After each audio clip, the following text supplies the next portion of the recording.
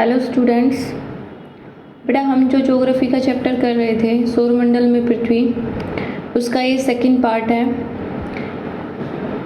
First part में हमने ये पढ़ा था कि तारे क्या होते हैं, सौरमंडल क्या होता है, कौन कौन सी चीज़ें अंतरिक्ष में होती हैं, आसमान कैसे कलर का होता है। आज हम इसमें सौरमंडल और उसके जो सारा परिवार है उसके बारे में जानेंगे। लास्ट टॉपिक में हमने चांद के बारे में पढ़ा था। तो चांद जो है पृथ्वी का एक उपग्रह है।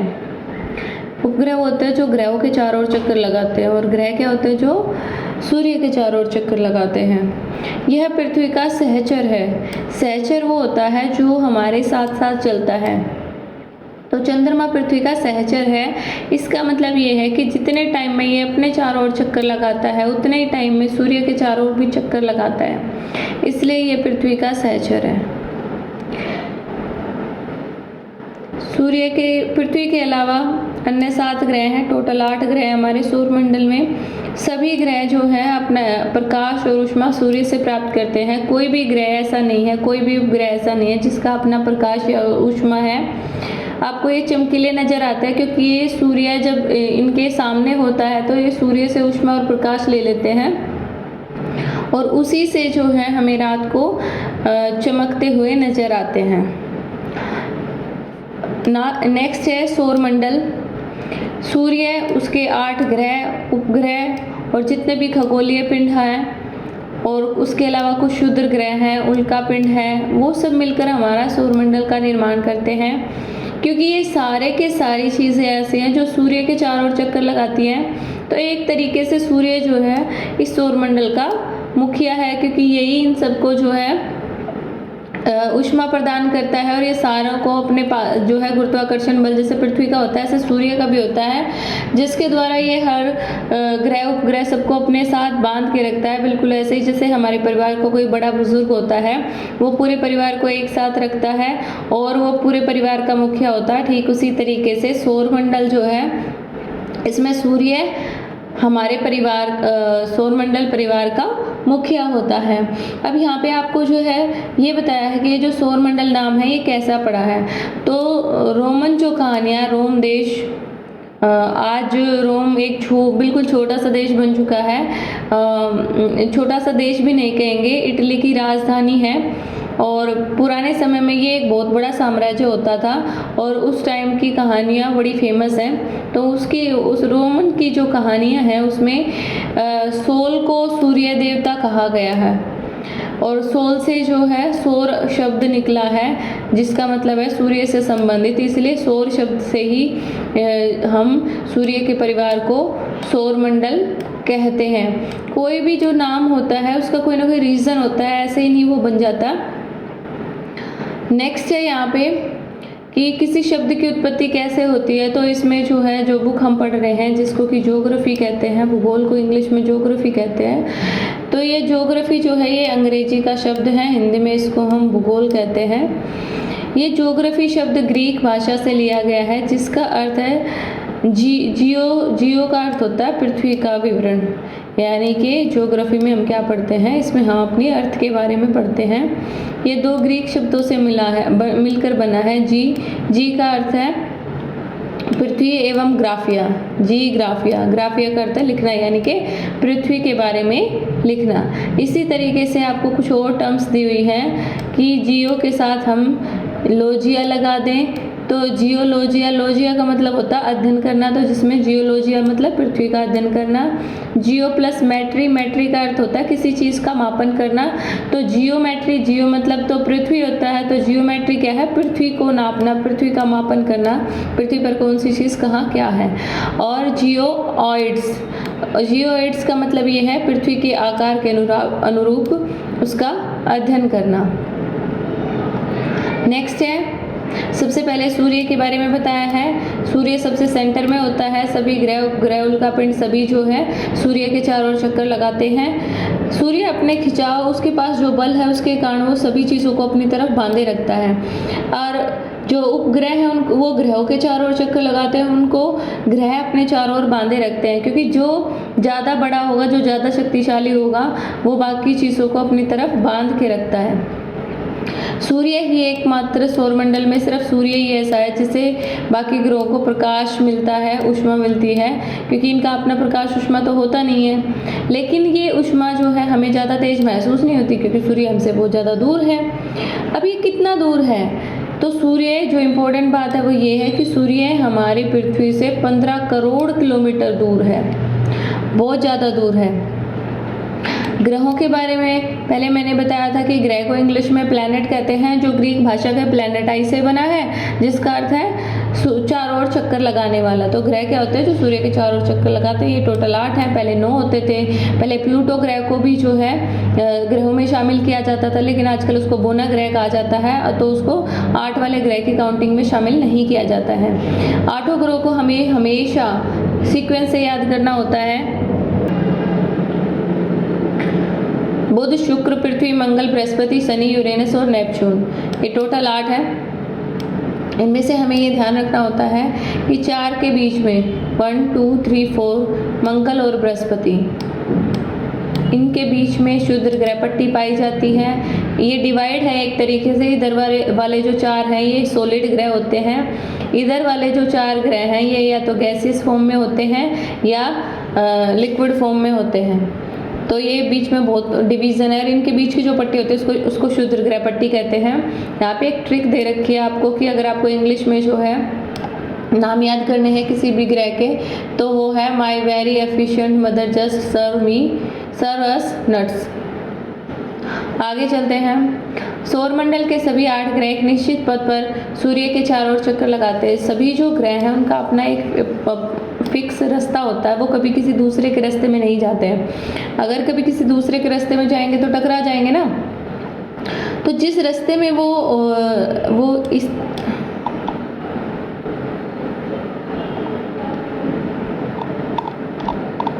जिस रास्ते में वो सूर्य के चारों ओर चक्कर लगाते हैं वो कुछ इस तरीके का होता है, ऐसे।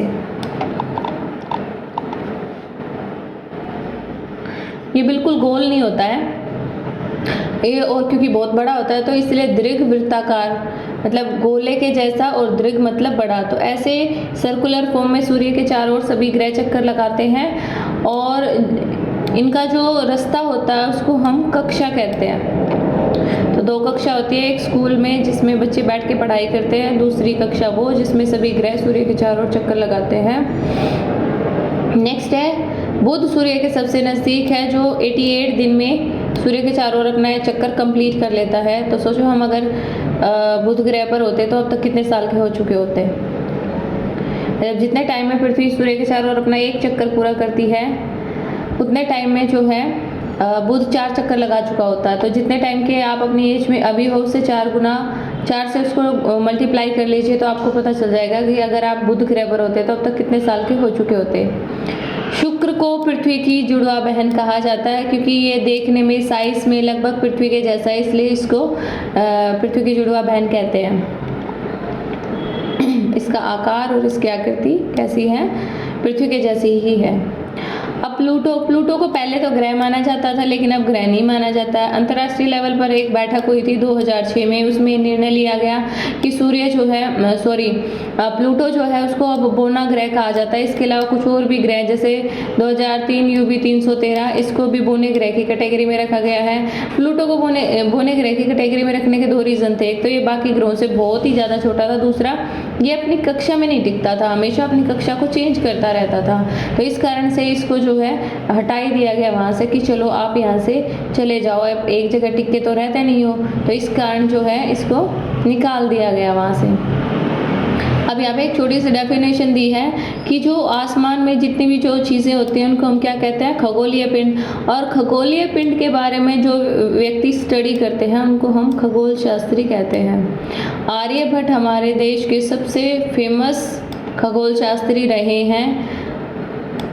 उन्होंने ये बताया था कि सभी ग्रह और चंद्रमा सूर्य के प्रकाश के कारण ही चमकते हैं। पृथ्वी सूर्य के चारों ओर घूमती है। पहले लोग ये सोचते थे कि सूरज पृथ्वी के चारों ओर घूमता है। आर्यभट्ट ने ही दुनिया को ये बताया था कि सूर्य पृथ्वी के चारों ओर नहीं घूमता, पृथ्वी सूर्य के चारों ओर घूमती है, बाकी सभी ग्रह भी घूमते हैं। इसके अलावा जो है उन्होंने चंद्र ग्रहण और सूर्य ग्रहण के बारे में भी काफ़ी कुछ बताया था। बहुत ही बड़े जाने माने जो हैं खगोल शास्त्री रहे हैं आर्यभट्ट। और फिर इंडिया ने जब पहला सैटेलाइट अपना लॉन्च किया था तो उसका नाम भी उन्होंने उन्हीं के नाम पे जो है हमने उनका नाम उसका नाम आर्यभट्ट रखा था। नेक्स्ट है पृथ्वी। पृथ्वी तो ऐसी चीज़ है जिसके बारे में आप सभी जानते हैं क्योंकि हम इस ग्रह पर रहते हैं। तो सूर्य से दूरी के हिसाब से तो ये तीसरा ग्रह है, क्योंकि सबसे पहले आता बुध, फिर शुक्र, फिर पृथ्वी। और अगर आकार की बात करें तो आकार में ये 5वां सबसे बड़ा ग्रह है। और सबसे बड़ा कौन सा है? बृहस्पति ग्रह। और सबसे छोटा कौन सा है? बुध ग्रह है। पृथ्वी अपने ध्रुवों पर थोड़ी सी चपटी है, वैसे अंडाकार है और उस ध्रुवों पर थोड़ी सी चपटी है, थोड़ी सी दबी हुई है ध्रुवों पर। तो जो दबा हुआ पोर्शन है उसको हम भूभाग कहते हैं। भूभाग का अर्थ है पृथ्वी के समान आकार। अब यहाँ पे आपको प्रकाश की गति दी हुई है कि जो प्रकाश है वो 3 लाख किलोमीटर प्रति सेकंड के हिसाब से जो है चलता है। तो देखो बच्चों, मैंने आपको बताया था कि सूर्य पृथ्वी से कितनी दूर है? 15 करोड़ किलोमीटर दूर है। और सूरज का जो प्रकाश है वो प्रति सेकंड 1 सेकंड में 3 लाख किलोमीटर चलता है। तो अगर आप 3 लाख को 15 करोड़ किलोमीटर से डिवाइड करेंगे तो आप बता सकते हैं कि पृथ्वी से सूर्य के प्रकाश को पृथ्वी पर पहुंचने में कितना टाइम लगेगा। यहाँ पे लगभग 8 मिनट दी हुई है। आप एग्जैक्ट टाइम भी निकाल सकते हैं। कैसे निकालेंगे? 15 करोड़ को 3 लाख से डिवाइड करके। सिर्फ पृथ्वी, ये तो आपको सबको पता ही है कि पृथ्वी ही ऐसा ग्रह है जिस पर संभवतः जीवन संभव है। अब संभवतः का मतलब ये कि ऐसा हम अनुमान लगाते हैं कि शायद पृथ्वी पर ही जीवन है। और किसी तारे का अपना सौरमंडल है, वहाँ पे जीवन है नहीं है, क्या है, कुछ नहीं है, हमें नहीं पता है। पृथ्वी, लेकिन अगर हम अपने सौरमंडल की बात करें तो हमारे सौरमंडल में सिर्फ पृथ्वी ही ऐसा है जिस पे कि जीवन संभव है, क्योंकि यहीं पे जीवन की आवश्यकताओं के लिए जो भी चीज़ें जरूरी है, पानी, वायु, पेड़ पौधे, हमारे सांस लेने के लिए ऑक्सीजन, ये सब पृथ्वी पर ही संभव है। अंतरिक्ष से अगर हम पृथ्वी को देखते हैं तो ये नीले रंग की दिखाई देती है क्योंकि उसके 2/3 सतह पर पानी है। अब समझने वाली बात ये है, अब यहाँ पे ना आपको कंफ्यूज नहीं होना है। समझने वाली बात ये है कि पृथ्वी सूर्य के चारों ओर चक्कर लगाती है। पृथ्वी का एक भाग पर हमेशा दिन होता है और दूसरे भाग पर हमेशा रात होती है। तो अगर आप अंतरिक्ष से पृथ्वी को देखते हैं तो अगर आप ऐसे पोर्शन की तरफ खड़े हैं जहाँ पे पृथ्वी के उस हिस्से में को देख रहे हैं जहाँ पे दिन है, तो वहाँ पे आपको पृथ्वी का रंग नीला नजर आएगा, क्योंकि पानी का रंग नीला होता है, वो रिफ्लेक्ट होकर हमें आसमान में दिखाई देता है। लेकिन अगर पृथ्वी के आप उस हिस्से में खड़े हैं जहाँ पे अंधेरा है तो पृथ्वी आपको ऐसे ही चमकती हुई नजर आएगी जैसे कि चांद चमक रहा है, और बाकी ग्रह भी ऐसे ही चमकते नजर आएंगे। क्योंकि ये जब सूरज की रोशनी इन ग्रहों पर जिस पोर्शन पर पड़ती है तो वो पोर्शन सूर्य से की ऊष्मा को सोख लेता है, और जब सूर्य जो है दूसरे से ये बैक साइड में चले जाता है तो वो पोर्शन जो है अंतरिक्ष से देखने में चमकता हुआ नजर आता है। अब हम चांद के बारे में पढ़ेंगे। चांद, जैसे आपने देखा ना चांद कैसे चमकता हुआ हमें नजर आता है, बट एक्चुअल में ऐसा कुछ नहीं है। चांद पर क्या है? चांद पर सिर्फ मैदान, गड्ढे, पहाड़, यही चीज़ें और कुछ भी नहीं है चंद्रमा पर। ये हमारे पृथ्वी का अकेला एक उपग्रह है जो कि प्राकृतिक है। वैसे तो हमने कृत्रिम रूप से जो है सभी देशों ने अपने अपने उपग्रह जो है पृथ्वी पर छोड़े हुए हैं, लेकिन प्राकृतिक उपग्रह सिर्फ एक ही है, हमारा चंद्रमा। इसका व्यास पृथ्वी के व्यास का 1/4 है। 1/4 मतलब 1/4। अब 1/4 का मतलब ये है कि जितना चांद है उससे 4 गुना ज़्यादा जो है हमारी पृथ्वी बड़ी है। तो पृथ्वी की जो आर है, पृथ्वी की जो त्रिज्या है वो 6371 किलोमीटर है। तो अब इस हिसाब से आप चांद की त्रिज्या निकाल सकते हो, उसको 4 से डिवाइड करके, तो आपको पता चल जाएगा कि चांद कितना मोटा है। नेक्स्ट है कि नील आर्मस्ट्रॉन्ग जो है ये पहले व्यक्ति थे जिन्होंने 20 जुलाई 1969 में सबसे पहले ये चंद्रमा पर गए थे। सबसे पहले चंद्रमा पर कौन गया था? Neil Armstrong. और आपसे भारत के बारे में पूछा तो भारत के राकेश शर्मा सबसे पहले अंतरिक्ष में गए थे चांद पर। अब ये चांद जो है दिखने में तो हमें, अब आप कहोगे कि ये पृथ्वी से जो है 4 गुना छोटा है, और जबकि सूरज पृथ्वी से 13 लाख गुना बड़ा है। फिर भी जितना बड़ा हमें चांद दिखाई देता है, सूरज उससे थोड़ा सा ही बड़ा दिखाई देता है। ऐसा क्यों? ऐसा इसलिए कि चांद पृथ्वी से 3,84,400 किलोमीटर दूर है, जबकि सूरज पृथ्वी से 15 करोड़ किलोमीटर दूर है, बहुत ज़्यादा दूर है। और ये तो आपको पता ही है कि जैसे जैसे कोई चीज़ हमसे दूर जाती है तो वो हमें छोटी दिखाई देती है। अब उपग्रह क्या होते हैं? जो ग्रहों के चारों ओर चक्कर लगाए वो उपग्रह होते हैं, और जो सूर्य के चारों ओर चक्कर लगाए वो ग्रह होते हैं। मानव उपग्रह, मैंने बताया ना, पृथ्वी का तो सिर्फ प्राकृतिक उपग्रह एक ही है, चंद्रमा। लेकिन उसके बाद जो है मनुष्य ने साइंस और टेक्नोलॉजी की सहायता से बहुत सारे उपग्रह पृथ्वी पर छोड़े हुए हैं, ब्रह्मांड के बारे में जानने के लिए, या मौसम विभाग के, या जो भी आपका जो आप घर में कार्यक्रम देख पाते हैं टीवी के थ्रू, ये सब सैटेलाइट के द्वारा ही होता है। और इस सैटेलाइट को रॉकेट के द्वारा पृथ्वी की कक्षा में स्थापित किया जाता है। कक्षा मतलब क्या? जो वो वाला रास्ता जिसमें पृथ्वी सूर्य के चारों ओर चक्कर लगाती है। यहाँ पे कुछ कृत्रिम उपग्रहों के नाम दिए हुए हैं, आर्यभट्ट, IRS, एडुसैट और भी बहुत सारे हैं। यहाँ आपको इस पिक्चर में ये समझाया हुआ है कि कैसे पहले रॉकेट से जो है प्रक्षेपण किया जाता है उपग्रह का, फिर रॉकेट तो वापस पृथ्वी पर गिर जाता है, और जो उपग्रह होता है वो पृथ्वी की कक्षा में सेट हो जाता है जाके। नेक्स्ट है चंद्रमा। पृथ्वी का एक चक्कर लगाने में 27 दिन लगाता है। इस 27 पॉइंट कुछ होता है, 27.7 या 8 होता है, तो हम इसको लगभग 28 दिन मानकर चलते हैं, जिसमें कि हम ये मानते हैं कि 14 दिन बाद पूर्णिमा, 14वें दिन पूर्णिमा होती है और उसके 14 दिन बाद अमावस्या होती है। जितने टाइम में चंद्रमा पृथ्वी के चारों ओर चक्कर लगाता है उतने टाइम में अपने चारों ओर चक्कर लगाता है। इसलिए हमने आज तक चंद्रमा का सिर्फ एक ही भाग देखा है। अगर आपको चंद्रमा का दूसरा भाग देखना है तो आपको इंडिया के अपोजिट में, पृथ्वी के दूसरे हिस्से में जो देश है वहाँ पर जाना पड़ेगा। चंद्रमा पर सिर्फ पर्वत, मैदान और गड्ढे, और इसके अलावा चंद्रमा पर कुछ ही नहीं है, कोई पानी, हवा, कुछ भी नहीं है। इसलिए अगर आप चांद पर जाएंगे और वहाँ पे जाके आप सोचें कि मान लो कि आप अपने साथी के साथ चांद पर गए हो और वहाँ एक दूसरे से बातें करना चाहो तो आप वहाँ पे बातें नहीं कर सकते हो। आप आसमान में जाकर किसी से भी बातें नहीं कर सकते हो, क्योंकि जो साउंड है उसको चलने के लिए मीडियम की ज़रूरत होती है, वायु की ज़रूरत होती है, और आसमान में, अंतरिक्ष में कहीं भी वायु नहीं है। तो इसलिए हम अंतरिक्ष में जाने के बाद किसी से बात नहीं कर सकते हैं। नेक्स्ट है क्षुद्र ग्रह। यहाँ पे फोटो भी दी हुई है। कई बार जो ग्रह है, उल्का पिंड, जो भी कुछ है, आपस में अंतरिक्ष में कई बार घूमते घूमते एक दूसरे से उनकी टक्कर भी हो जाती है, जिससे वो टुकड़ों में टूटते रहते हैं। तो जो छोटे छोटे टुकड़े होते हैं उनको हम, क्षुद्र का मतलब होता है छोटा। असंख्य छोटे पिंड भी सूर्य के चारों ओर चक्कर लगाते हैं। इन पिंडों को हम क्षुद्र ग्रह कहते हैं। ये मंगल और बृहस्पति, जो डिवाइड वाली पट्टी थी ना, मैंने बोला था 4 ग्रह इधर छोड़ के 4 ग्रह इधर छोड़ के, बीच में जो पट्टियां हैं वो क्षुद्र ग्रह की ही पट्टी हैं। वैज्ञानिकों के अनुसार ये जो क्षुद्र ग्रह हैं ये ग्रहों का ही भाग है, आपस में टूट फूट के कारण ये अलग हो गए हैं। इसके बाद उल्का पिंड है। उल्का पिंड भी सूर्य के चारों ओर चक्कर लगाने वाले ऐसे ही पत्थरों के छोटे छोटे टुकड़े हैं, उनको हम उल्का पिंड कहते हैं। कभी कभी ये उल्का पिंड अगर पृथ्वी के ग्रेविटेशनल फोर्स के नज़दीक आ जाते हैं तो पृथ्वी इनको अपनी तरफ खींच लेती है और ये पृथ्वी पर गिर जाते हैं। तो रास्ते में जो पृथ्वी है उसके चारों ओर 1600 किलोमीटर तक वायुमंडल फैला हुआ। तो वायुमंडल में कोई चीज़ तेज़ी से जब गिरती है तो फ्रिक्शन के कारण वो रास्ते में ही समाप्त हो जाती है। लेकिन अगर कोई उल्का पिंड बहुत बड़ा है तो वो आके धरती पर गिर जाता है। अगर छोटा है तो वो घर्षण के कारण उस गर्म होकर जल जाता है। बड़ा होता तो पृथ्वी पर आकर गिरता है और वहाँ पर गड्ढा बन जाता है। नेक्स्ट है हमारा आकाशगंगा। आकाशगंगा जैसे मान लीजिए कि 8 ग्रह मिलकर सूर्य के चारों ओर चक्कर लगा रहे हैं तो सूर्य एक तारा है। ऐसे ही आसमान में लाखों करोड़ों तारे हैं।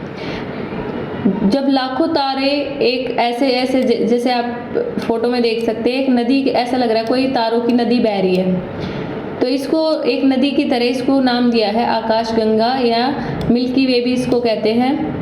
हमारा सौरमंडल इसी का ही एक भाग है और एक आकाशगंगा में जैसे हमारा एक सौरमंडल है ऐसे लाखों सौरमंडल होते हैं। तो इसलिए हम कल्पना भी नहीं कर सकते कि ये आसमान का विस्तार कहाँ तक है। आकाशगंगा करोड़ों तारों, बादलों, गैसों से बनी है और आकाशगंगा से भी ऊपर होता है हमारा ब्रह्मांड। हमारी पृथ्वी सौरमंडल का हिस्सा है, सौरमंडल में हमारी पृथ्वी है। सौरमंडल, आकाश गंगा के अंदर बहुत सारे सौरमंडल होते हैं और एक ब्रह्मांड के अंदर लाखों आकाश गंगाएं होती है। तो आप कल्पना भी नहीं कर सकते कि ब्रह्मांड जो है वो अनंत है, वो कहाँ तक है, हम सोच भी नहीं सकते हैं। ठीक है, तो आकाश गंगाएं मिलकर ब्रह्मांड का निर्माण करते हैं, इससे ज़्यादा इसमें और कुछ भी नहीं है। वीडियो कैसी लगी है मुझे कमेंट करके बताना, और अगर वीडियो अच्छी लगी और ऐसी वीडियो मैं बनाती रहूँ तो इसके लिए चैनल को सब्सक्राइब कर लेना। Thank you.